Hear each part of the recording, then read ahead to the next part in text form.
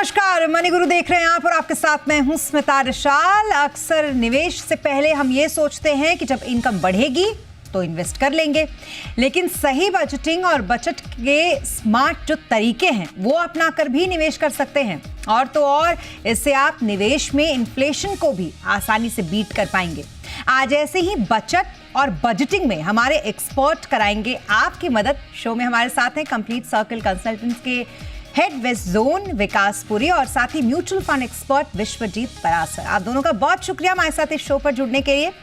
तो सबसे पहले विकास जी आपसे शुरुआत करते हैं। जरा बताइए हमारे दर्शकों को कि बचत और बजटिंग की स्मार्ट जो प्लानिंग है वो कैसे करें। धन्यवाद स्मिता जी। हेलो विश्व जी। देखिए स्मिता, जब हम बात करते हैं फाइनेंशियल प्लानिंग की, गोल प्लानिंग की, तो उसमें budgeting is very important. Because क्या होता है कि आप एंड ऑफ द डे जब आप इन्वेस्टमेंट की बात करते हैं वो तभी कर पाएंगे जब आप अपना एक बजट बनाएंगे कि आपका मंथली कैश फ्लोज क्या है और आपके एक्सपेंसेस कितने हैं। फिर आप उन एक्सपेंसेस को निकाल के अगर आपकी कुछ वांट्स हैं वो क्या है, और उसके बाद जो बचता है आपको वो सेव करना चाहिए। हालांकि वांट्स की कोई लिमिट नहीं होती, लेकिन फिर भी एक दायरे में रह के अपनी जो इच्छाएं हैं उसको पूरा करके आपको बचाना बहुत जरूरी है।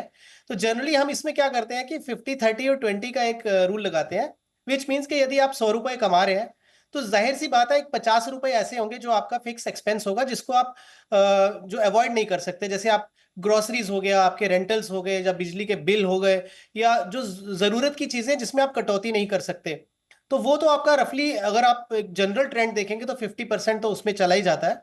फिर बचता है आपके पास में 30%, जो आप 30 रुपीज अपने वॉन्ट्स जो होती हैं उसमें आप खर्च कर लीजिए। बिकॉज अगर इतनी मेहनत करके अगर आप पैसा कमा रहे हैं तो ये भी जरूरी है कि थोड़ा उसको एंजॉय किया जाए। जैसे आप वीकेंड्स में कहीं खाना खाने जाते हैं, मूवीज देखते हैं, कोई एंटरटेनमेंट के जरिए होते हैं, कोई हॉबीज होती हैं या ट्रैवल होता है, तो उससे आप अपने जो 30 रुपए हैं या 30% of your salary can go in wants.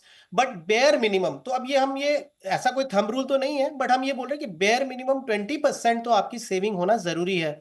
हालांकि मैं ये बोलूंगा कि 20 से 25 या 30 भी होगी तो और अच्छा है, लेकिन ये एक आइडियल सिचुएशन है कि आप अपने 100 रुपए में से 50 अपनी जरूरतों के हिसाब से पूरा कर लीजिए, 30 आप अपनी इच्छाओं को पूरा करिए और 20 तो कम से कम आप सेव करिए।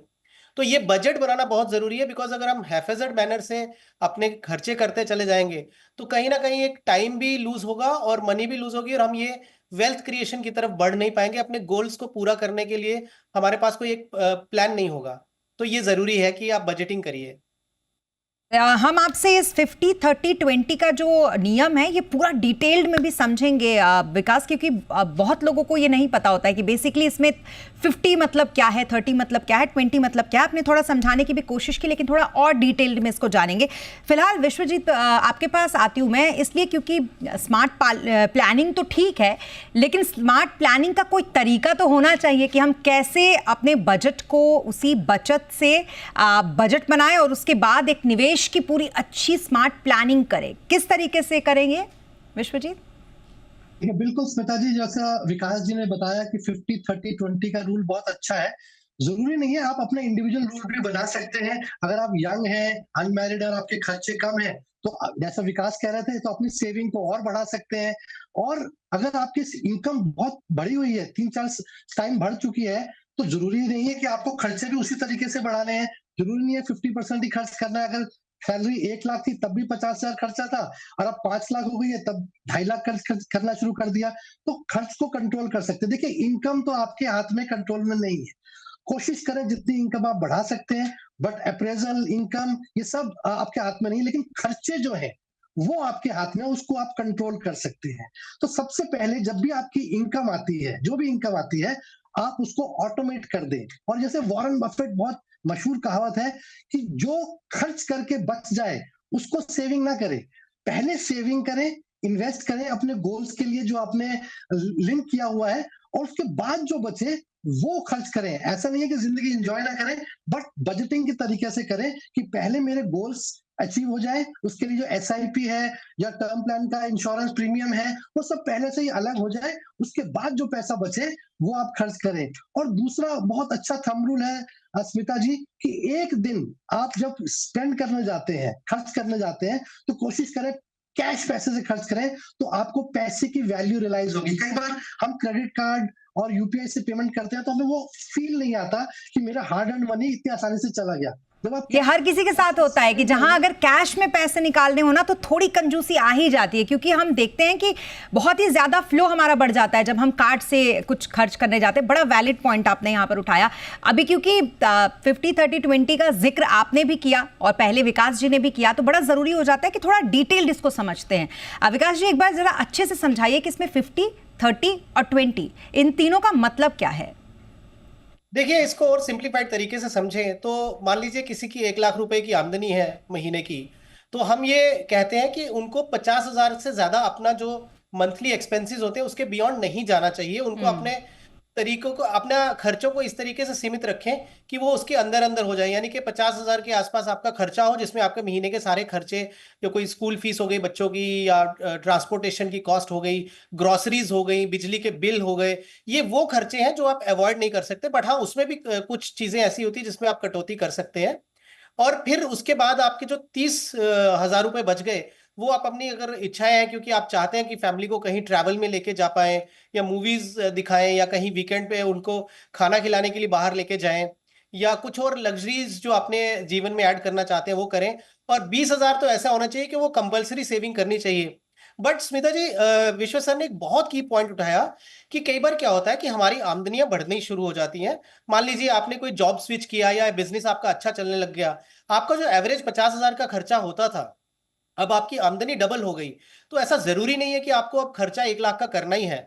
तो ये आप जरूर देखिए कि ये 50-30-20 जो हम बोल रहे हैं, ये एक मापदंड है कि इसके बियॉन्ड मेरा ये खर्चा नहीं होना चाहिए। बट यदि आपकी आमदनी बहुत अच्छी बढ़ गई है तो जरूरी नहीं कि आपने अपने खर्चे ही बढ़ा देने हैं हर महीने। तो ये ध्यान में रखना बहुत जरूरी है कि आप कहाँ पे अपना खर्चा बचा सकते हैं, वो खर्चों को आप बचाइए।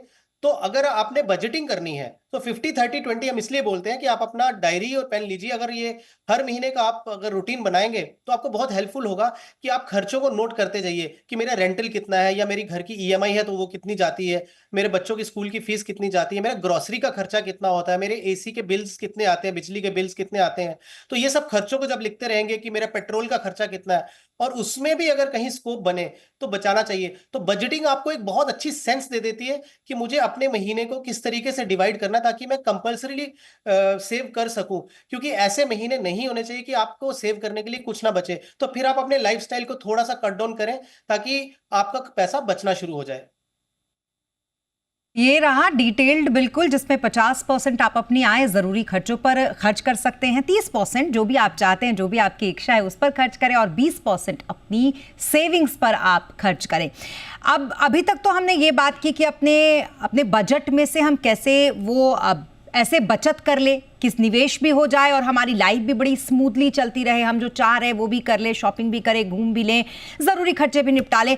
लेकिन इन सब के बीच में ज़रूरी है विश्वजीत जी कि हम महंगाई का भी ख्याल रखें। जो भी हम 20% भी निवेश कर रहे हैं या फिर जो भी हम निवेश कर रहे हैं उसमें इन्फ्लेशन को भी देखें कि वो इन्फ्लेशन हमारे पैसों को कितना आने वाले टाइम पे बनाएगा, मतलब हमें कितना कॉर्पस मिलेगा। तो इससे निपटने का स्मार्ट तरीका बताइए ज़रा। बिल्कुल स्मिता जी, इसका एक फॉर्मूला है जिसे कहते हैं RRR, real rate of return. जब भी आप पैसा निवेश करें तो ये देखें कि जो मुझे उस प्रोडक्ट से रिटर्न मिल रही है, अगर उसमें से मैं महंगाई माइनस कर दूं, मान लीजिए मुझे 7% की रिटर्न मिल रही है और 5% महंगाई है, और उसी में अगर हम जोड़ लें कि टैक्सेशन अगर उस प्रोडक्ट में है, तो उसके बाद इन्फ्लेशन माइनस करने के और टैक्सेशन माइनस करने के बाद कितना बचता है, तभी मैं इन्फ्लेशन को बीट कर पा रहा हूं। अदरवाइज मेरा आने वाला टाइम जो है बहुत टफ हो जाएगा, क्योंकि मेरी इन्वेस्टमेंट्स ग्रो नहीं कर रही है। और स्मिता जी, अगर आप ध्यान से देखें तो इंडिया में लाखों करोड़ों लोगों के पैसे सेविंग अकाउंट में पड़े हुए हैं और उन्होंने इन्वेस्ट नहीं किया हुआ। तो मेरा थंब रूल ये है कि आप 6 महीने का खर्च सेविंग अकाउंट में अवश्य रखें, लेकिन उससे आगे का पैसा जो पड़ा हुआ है उसको ऐसे प्रोडक्ट्स में निवेश करें कि आपको अच्छे रिटर्न्स मिले, और जो आपके फाइनेंशियल गोल्स है उसको आप अचीव करने में वो आपकी मदद करें। तो आपको रियल रेट ऑफ रिटर्न देखनी है कि वो पॉजिटिव हो, इन्फ्लेशन से ज्यादा हो, तभी उसमें इन्वेस्ट करें। अगर उससे कम है तो वो आपको नुकसान दे सकता है, आपके आने वाले लाइफस्टाइल को कॉम्प्रोमाइज करना पड़ सकता है। तो इसलिए इन्वेस्टमेंट्स में ये जरूरी है कि आप इन्फ्लेशन को अवश्य बीट करें, तभी आपकी वेल्थ क्रिएशन होगी, तभी आपके फाइनेंशियल गोल्स अचीव होंगे। और उसके लिए बहुत इंपॉर्टेंट है कि आप अपने जो खर्च कर रहे हैं उस पर ध्यान दें। जैसे कि मैंने कहा था कि क्रेडिट कार्ड अगर आप यूज करते भी हैं तो उसके रिवॉर्ड पॉइंट्स यूज करें, उसके लॉयल्टी पॉइंट्स यूज करें, या कोई बल्क परचेज करनी है, मान लीजिए आप 1 किलो चीज खरीदते हैं और आपके घर में आवश्यकता उसकी 5 किलो की है, 1 किलो चीज वो 100 रुपए की आ रही है लेकिन 5 किलो 350 की आ रही है, तो कोशिश करें बल्क में परचेज करें, 5 किलो करें, ताकि आप जितनी सेविंग कर सकते हैं उतनी सेविंग करें। और एक छोटा सा उदाहरण, टर्म प्लान लेना है, आगे जितनी एज बढ़ती जाएगी उतना प्रीमियम बढ़ता जाएगा, तो कोशिश करें आप यंग एज में ले लें तो आपको प्रीमियम कम देना पड़ेगा। या फिर होम लोन, पिताजी अभी इंटरेस्ट रेट भी गिरे हैं, तो कई लोग चेक ही नहीं करते कि मेरा होम लोन पे इंटरेस्ट क्या चल रहा है। हो सकता है बैंक ने गिरा दिया हो, लेकिन वो ऑटोमेटिक नहीं करते, आपको बैंक को रिक्वेस्ट करनी पड़ेगी कि मुझे कम इंटरेस्ट वाले में होम लोन में ट्रांसफर कर दीजिए। तो ये सब तरीके हैं बचत के, खर्च को कंट्रोल करने के। और जब भी निवेश करें ये कोशिश करें कि real rate of return positive हो, इन्फ्लेशन को बीट कर रही हो। बिल्कुल सही बात आपने यहाँ पर कही। और सबसे बड़ी बात ये होती है ना कि जब भी हम टर्म प्लान और लाइफ इंश्योरेंस के बारे में बात करते हैं तो हम ये भूल जाते हैं कि वो इन्वेस्टमेंट ही नहीं है, वो नेसेसिटी है आपकी, वो तो आपके पास होना ही चाहिए। बस ये सोचिए कि उससे आप एक सुरक्षित सिक्योर फ्यूचर की ओर आगे बढ़ रहे हैं।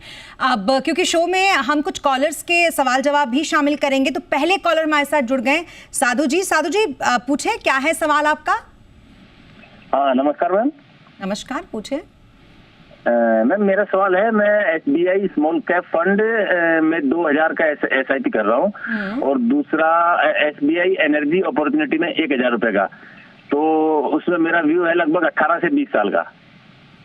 ओके। तो मैम अभी काफी माइनस में चल रहा है अभी ना जी, तो उसमें अभी क्या करना है उसे, मतलब ठीक है, इसमें होल्ड करूं या फिर कंटिन्यू रखूं? बिल्कुल हम पूछ के बताते हैं आपको। विकास जी आपके सवालों का जवाब देंगे। विकास जी 18 साल की उम्र है इनकी, लेकिन आप इनकी बातों से भी देख रहे होंगे मैच्योरिटी तो पूरी है इन्हें। SBI का स्मॉल कैप फंड है और एनर्जी अपॉर्चुनिटी फंड इनके पास, दोनों ही SBI के हैं। क्या करना चाहिए इनको? साधु जी, ये दोनों फंड, क्योंकि SBI बहुत रिस्पेक्टेड फंड हाउस है, बट दोनों फंड एग्रेसिव कैटेगरी में आ जाते हैं। SBI स्मॉल कैप भी एक एग्रेसिव फंड है और SBI एनर्जी अपॉर्चुनिटीज भी एक एग्रेसिव फंड है। तो आपके कुछ छोटी सी सलाह दूंगा, क्योंकि आपने बोला कि 18 साल का भी टाइम होराइजन है आपके पास में।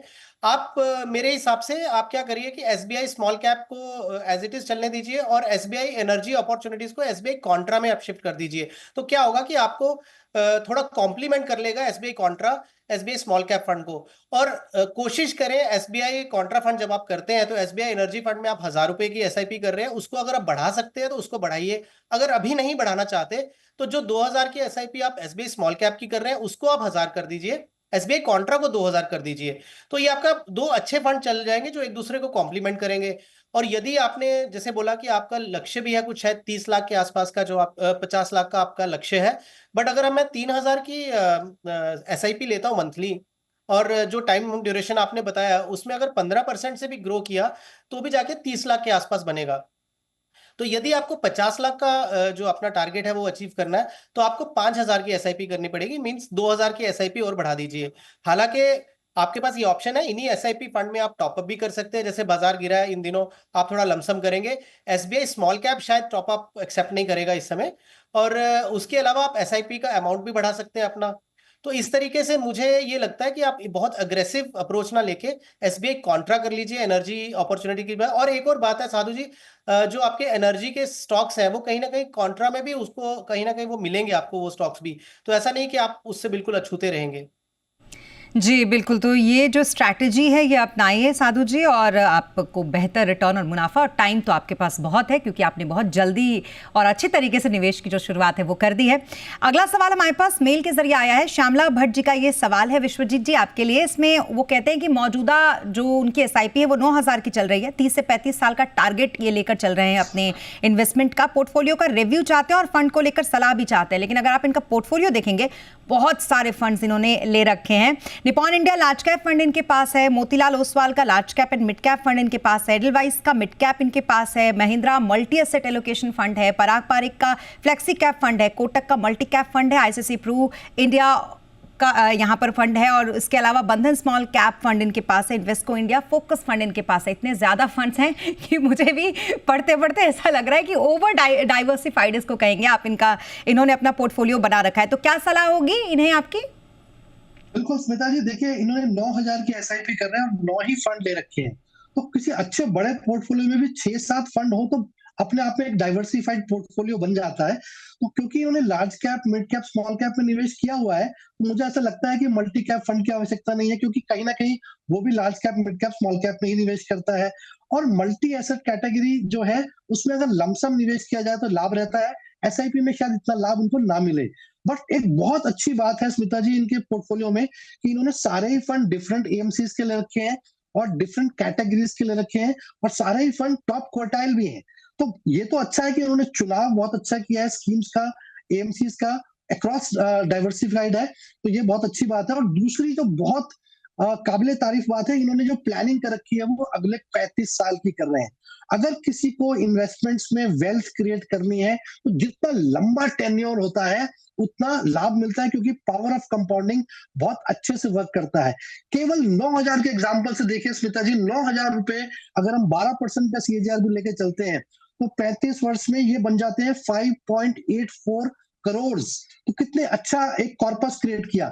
लेकिन वही मैं श्यामला जी को सजेस्ट करूंगा कि अगर कहीं ये 10% स्टेप अप कर लें अपने पोर्टफोलियो में, 9,000 है, अगले साल से 10,000 कर दें, उसके बाद 11,000 कर दें, तो ऐसे 10% भी अगर अपने पोर्टफोलियो को, सिप अमाउंट को बढ़ाते रहेंगे, तो यही 9,000 का अगर हम स्टेप अप करते हैं 10% का, और 12% का ही सीएजीआर लेके चलते हैं, तो 35 वर्ष में ये बन जाता है करीब करीब 16 करोड़ रुपए।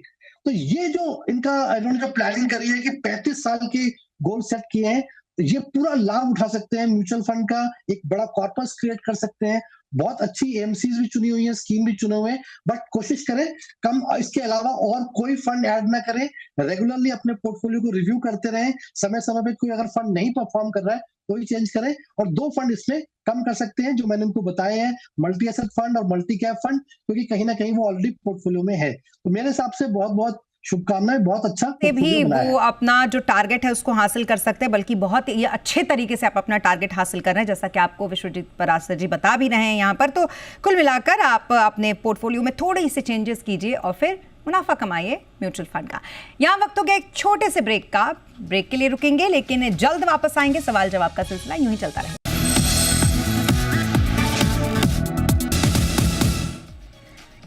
और ब्रेक के बाद एक बार फिर आपका स्वागत है। एक बार फिर चलते हैं अपने मेहमानों के पास और जानते हैं उनसे हमारे कॉलर्स के जो सवाल हैं उनके क्या हैं जवाब। तो हमारे एक और कॉलर इस वक्त हमारे साथ जुड़ गए, नितिन। नितिन पूछे अपना सवाल, क्या है? मैंने आपको पोर्टफोलियो नंबर किया है जी। उसमें है वो जो 4,000 की है। नितिन की आवाज नहीं आ रही है। इनका पोर्टफोलियो हमारे पास आया है। दरअसल विकास जी, मौजूदा निवेश इनका 24,500 की एसआईपी है। इनकी पोर्टफोलियो इनका अच्छा खासा आप अगर देखेंगे तो 1,60,000 के आसपास इनका वैल्यू अब तक इनके पोर्टफोलियो की हो चुकी है। एनपीएस में ये 12,000 का मंथली निवेश करते हैं। इसके अलावा 50 लाख तक का टर्म इंश्योरेंस भी इनके पास है। 2036 तक का ये टारगेट लेकर चल रहे हैं। 1 से 1.25 करोड़ के आसपास का इनका टारगेट है। और अगर आप फंड्स देखेंगे तो इनके पास जो फंड्स हैं उसमें पारंपरिक फ्लेक्सी कैप इनके पास है, 4,000 का एलोकेशन उसमें करते हैं। इसके अलावा इनके पास निपॉन का भी आप लार्ज कैप फंड देखेंगे, मोतीलाल ओसवाल का large and mid cap fund इनके पास है, कोटक का मल्टी कैप है, एसबीआई कॉन्ट्रा है, आईसीसी का गोल्ड ईटीएफ भी है इनके पास, एक और ईटीएफ इनके पास मोतीलाल ओसवाल नेस्डेक 100 है। क्या सलाह रहेगी इन्हें आपकी, विकास जी? नितिन जी, आपका पोर्टफोलियो ऑनेस्टली बताऊं तो बहुत अच्छा लगा। बहुत इवनली आपने इसको डिस्ट्रीब्यूट किया है, फ्लेक्सी कैप में, लार्ज कैप में, फिर कॉन्ट्रा स्ट्रैटेजी भी है, मल्टी कैप भी लिया आपने, फिर टैक्टिकल प्ले के हिसाब से आपने एक गोल्ड ईटीएफ भी लिया हुआ है और नैस्डैक में भी लिया है जहां पे एलोकेशन आपने कम रखी है। तो बहुत ही अच्छे से आपने इसको मैनेज किया है। टर्म प्लान भी आपने लिया हुआ है। लेकिन सो पोर्टफोलियो में स्कीम्स के लेवल पे मैं कोई चेंजेस आपको रिकमेंड नहीं करूंगा, आप कंटिन्यू रखिए। जो माइनर चेंजेस मुझे ऐसा लगता है, क्योंकि आपने शायद अपना टारगेट भी बोला है कि आपको 1 करोड़ से 1.25 करोड़ रुपए चाहिए 2036 में, which is 11 years from now. तो अगर मैं मान लीजिए 15% थोड़ा अग्रेसिव होके भी अगर सीएजीआर पकड़ता हूं, तो आपने जो अभी आपका जो इन्वेस्टमेंट दूसरे डेट काइंड ऑफ प्रोडक्ट्स में या एनपीएस में जा रहा है, उनको अगर मैं ब्लेंडेड रिटर्न पकड़ूं कि 8% की रिटर्न आपकी दूसरे इंस्ट्रूमेंट से आएगी, 15 यहाँ से आएगी, तो आप लगभग 1 करोड़, तो 1 करोड़ 10 लाख के आसपास अचीव कर लेंगे। 1.25 करोड़ अगर आपको करना है तो ये 24,500 के बदले आपको 28,000 की सिप करनी पड़ेगी। या तो आप ऐसे करिए, या दूसरा तरीका नितिन जी मैं ये भी जानना चाहूंगा कि यदि आपका ये अब जो न्यू टैक्स रेजिम आएगी अप्रैल से, जिसमें 12 लाख रुपए तक की इनकम के जो नीचे नीचे लोग हैं वो सब टैक्स फ्री हो जाएंगे, तो यदि आपको टैक्स सेविंग के पॉइंट ऑफ व्यू से आप एनपीएस ले रहे थे और अभी जरूरत नहीं है, तो जो आप 12,000 रुपए मंथली एनपीएस में कर रहे हैं, आप उसको कट डाउन करिए। मैं एनपीएस के अगेंस्ट नहीं हूं, बट मैं ये बोल रहा हूँ कि अगर टैक्स सेविंग के पॉइंट ऑफ व्यू से ले रहे थे, तो यदि आप कंटिन्यू भी करना चाहते हो तो आप 5,000 एनपीएस में कर दीजिए। जो 7,000 बचता है आपका, वो आप म्यूचुअल फंड एसआईपी जो ऊपर के फंड्स है उसमें आप कर दीजिए। आपके पोर्टफोलियो की यील्ड बढ़ जाएगी। यील्ड बढ़ेगी तो आपको बहुत ज्यादा पुश नहीं करना पड़ेगा नए सिप अमाउंट या हायर सिप अमाउंट को।